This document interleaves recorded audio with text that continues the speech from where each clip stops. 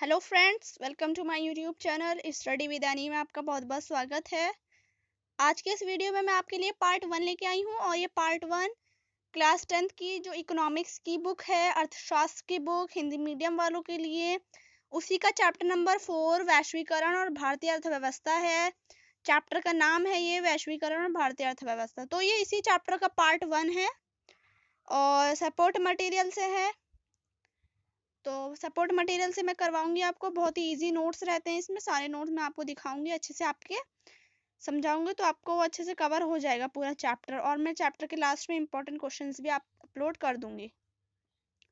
तो अगर आपको कोई और चैप्टर चाहिए तो आप मेरे चैनल पे जाके देख सकते हैं। मैंने बहुत सारे चैप्टर, सारे मैक्सिमम सारे चैप्टर मैंने डाल दिए हैं उस पर अपने चैनल पे, तो आप चैनल पे जाके देख सकते हैं मेरे। तो चलिए स्टार्ट करते हैं आज की वीडियो। पार्ट 1। सबसे पहले हमें वैश्वीकरण और भारतीय अर्थव्यवस्था होता क्या है। तो फ्रेंड्स, वैश्वीकरण होता है, वैश्वीकरण का अर्थ ये लिखा हुआ है। वैश्वीकरण होता है विभिन्न देशों के बीच परस्पर संबंध तीव्र एकीकरण की प्रक्रिया। मतलब हमें इससे ये समझ आया कि वैश्वीकरण ये होता है कि अलग अलग देशों के बीच जो संबंध होता है और उनके जो एकीकरण की प्रक्रिया होती है, उसी को ही हम वैश्वीकरण कहते हैं।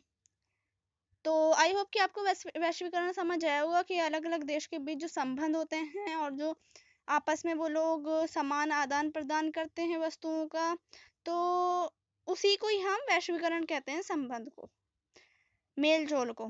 तो चलिए, अगर नहीं समझ आया तो मैं आगे इसकी डेफिनेशन अच्छे से समझाऊंगी। तो सबसे पहले ये देखते हैं वैश्वीकरण का अर्थ। जैसे कि हमने देखा, अलग अलग देशों के बीच परस्पर संबंध और तीव्र एकीकरण की प्रक्रिया को हम वैश्वीकरण कहते हैं। विभिन्न मतलब दोनों देशों, मतलब दो या दो से ज्यादा देशों के बीच जब संबंध होता है और एकीकरण की प्रक्रिया होती है, तो उसी को हम वैश्वीकरण कहते हैं। और इसमें 4 चीजें आती हैं।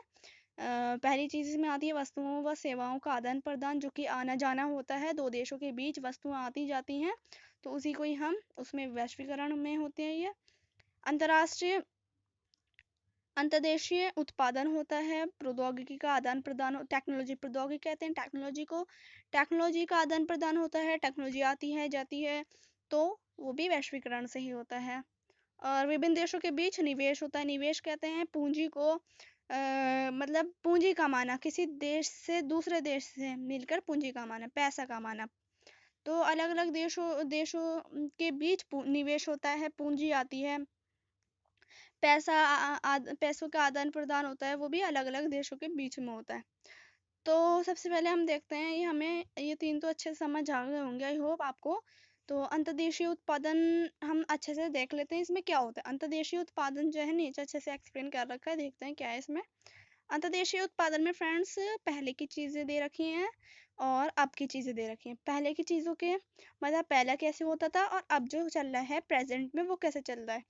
मतलब इसमें अंतर्देशीय उत्पादन में जो है, ये पहले की बात हो रही है और प्रेजेंट की बात हो रही है, अब की प्रेजेंट की बात हो रही है और जो पहले हो गया है, ठीक है। तो उसके बाद तो 3-3 पॉइंट दे रखे हैं, इस पेज पे 2-2 पॉइंट्स हैं इन दोनों के, और नेक्स्ट पेज पे इसका 1 पॉइंट है और इसका भी 1 पॉइंट है। तो इसके दोनों पॉइंट देख लेते हैं। 20वीं सदी के मध्य तक उत्पादन, पहले में क्या होता था, 20वीं सदी के मध्य तक उत्पादन मुख्यतः देश की सीमा के भीतर होता था। जो उत्पादन होता था 20वीं सदी के बीच में, 20वीं सदी कह लें या 20वीं सदी के मध्य आसपास के वक्त में ही उत्पादन जो होता था, तो वो देश की सीमा के भीतर होता था, देश की सीमा पे ही होता था।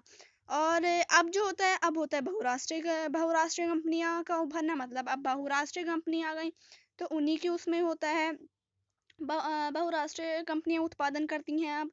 अब बहुराष्ट्रीय कंपनियों के नियंत्रण में हो गया। अब सेकंड पॉइंट है, देश की सीमा के लांघकर सिर्फ कच्चा माल, खाद्य पदार्थ और तैयार उत्पादन होता था। पहले पहले क्या होता था, जब देश की सीमा को लांघकर सिर्फ सिर्फ क्या करते थे, एक कच्चा माल, खाद्य पदार्थ और तैयार उत्पादन होता था। तो कच्चा माल होता था, फिर खाद्य पदार्थ, फिर तैयार उत्पादन मिल जाता था उससे। अब क्या होने लगा है, अब होने लगा है इनका एक से अधिक देशों में, बहुराष्ट्रीय कंपनियां जो होती हैं, बहुराष्ट्रीय कंपनियां आ गई और उनका, बहुराष्ट्रीय कंपनियां क्या करती हैं, ये एक से अधिक देशों में उत्पादन पर नियंत्रण व स्वामित्व उत्पाद करती हैं। मतलब कि जब बहुराष्ट्रीय कंपनियां आई, तो बहुराष्ट्रीय कंपनियों ने क्या करा कि एक से अधिक देशों में उत्पादन करा और अपना नियंत्रण करा उत्पादन पे। तो इनसे हमें ये हेल्प मिली कि इनका एक से अधिक देशों में उत्पादन हुआ और ये अच्छे से अपना स्वामित्व रखती थी। स्वामित्व कहते हैं मालिकाना हक को, या अपना मालिकाना हक रखती थी। तो फ्रेंड्स एक एक पॉइंट और है नेक्स्ट पेज पे, वो और देख लेते हैं। तो फ्रेंड्स ये एक एक पॉइंट और है, ये पहले वाले का है और ये अब वाले का है। तो पहले वाले का देखते हैं। व्यापार, पहले क्या होता था, व्यापार दूरस्थ देशों को आपस में जोड़ने का मुख्य जरिया था। व्यापार से क्या होता था, जब व्यापार होता था पहले, तो जो दूर दूर के देश होते थे, बहुत दूर दूर के देश, वो आपस में जुड़ जाते थे व्यापार की वजह से। उनके मतलब ये व्यापार जो है एक मुख्य जरिया था पहले। व्यापार की वजह से ही दूर दूर के देश आपस में जुड़ जाते थे। ये तो व्यापार इसका मुख्य जरिया था पहले। अब क्या होने लगा है, उन प्रदेशों में कार्यालय तथा उत्पादन के लिए कारखाने स्थापित करती है। ये किसकी बात हो रही है, बहुराष्ट्रीय कंपनियों की। बहुराष्ट्रीय कंपनियां आ गई हैं। एक बहुराष्ट्रीय कंपनियां क्या करती हैं, एक से अधिक देशों में उत्पादन करती हैं। अब नेक्स्ट पॉइंट ये है कि उन प्रदेशों में कार्यालय तथा उत्पादन के लिए कारखाने स्थापित करती हैं, जहां उन्हें सस्ता श्रम एवं अन्य संसाधन मिलते हैं। तो बहुराष्ट्रीय कंपनियां क्या करती है, उन प्रदेशों में वो कार्यालय तथा उत्पादन के लिए कारखाने स्थापित करती हैं, और कार्यालय और कारखाने स्थापित करती हैं उन देशों में। किन देशों में करती हैं, जहां पर जो मजदूर होते हैं, श्रमिक जो होते हैं, वो सस्ते होते हैं और संसाधन अच्छे सस्ते दाम में हमें मिल सके। उस जगह पे ये बहुराष्ट्रीय कंपनियां वो स्थापित करती है कारखाने। तो फ्रेंड्स अब नेक्स्ट टॉपिक हमारा है विश्व भर के उत्पादन को एक दूसरे से जोड़ना। तो इसके 3-4 पॉइंट दिए हुए हैं, 3-6 पॉइंट दिए हुए हैं फ्रेंड्स। तो विश्व मतलब जो दूर दूर के देश के उत्पादन है, उनको एक दूसरे से जोड़ना। तो आप ये वीडियो को पॉज करके पढ़ सकते हैं। मैं इसलिए नहीं पढ़ा रही हूँ क्योंकि वैसे ये है तो इम्पोर्टेंट, बट वीडियो ज़्यादा लंबी हो रही है, तो इसलिए मैं ज़्यादा इसको एक्सप्लेन नहीं कर रही हूँ। एक क्वेश्चन ये है बस, मतलब ये 2 क्वेश्चन है आपके और इन सब के आंसर दे रखे हैं। ये दोनों क्वेश्चन के आप वीडियो को पॉज करके पढ़ सकते हैं। मैं इसलिए भी नहीं बता रही हूँ क्योंकि एक कारण ये भी है वीडियो लंबी हो जाए, और सबसे महत्वपूर्ण कारक ये भी है कि इससे अगर मैं आपको बताती हूँ तो कोई फ़ायदा नहीं है, वीडियो लंबी ही होगी। और आसान लैंग्वेज में भी, बहुत ही इजी लैंग्वेज में, बहुत ही इजी हिंदी में लिखा हुआ है, आप आराम से पढ़ सकते हैं और समझ सकते हैं। मुझे लगता है कि बहुत ही आसान हिंदी में लिखा हुआ है, कुछ शुद्ध हिंदी में लिखा हुआ है, तो आपको अच्छे से समझ आ जाएगा ये। आप से रिक्वेस्ट है कि आप ये 2 चीज़ें खुद पढ़ लें, बहुत ईजी में है लैंग्वेज में। विदेशी निवेश कहते हैं कि इनको कहते हैं ये, तो ये इम्पोर्टेंट थोड़ी बहुत इसमें डेफिनेशंस भी आ गई हैं। तो चलिए वीडियो ख़त्म होती है हमारी।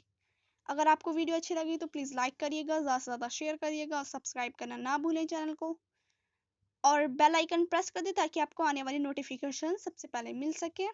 तो मिलते हैं नेक्स्ट वीडियो में, तब तक के लिए take care and bye bye all of you, and thanks for watching. और कमेंट करके ज़रूर बताएं कि आपको वीडियो कैसी लगी, या कोई डाउट है तो आप वो भी कमेंट के ज़रिए क्लियर कर सकते हैं। Thanks for watching.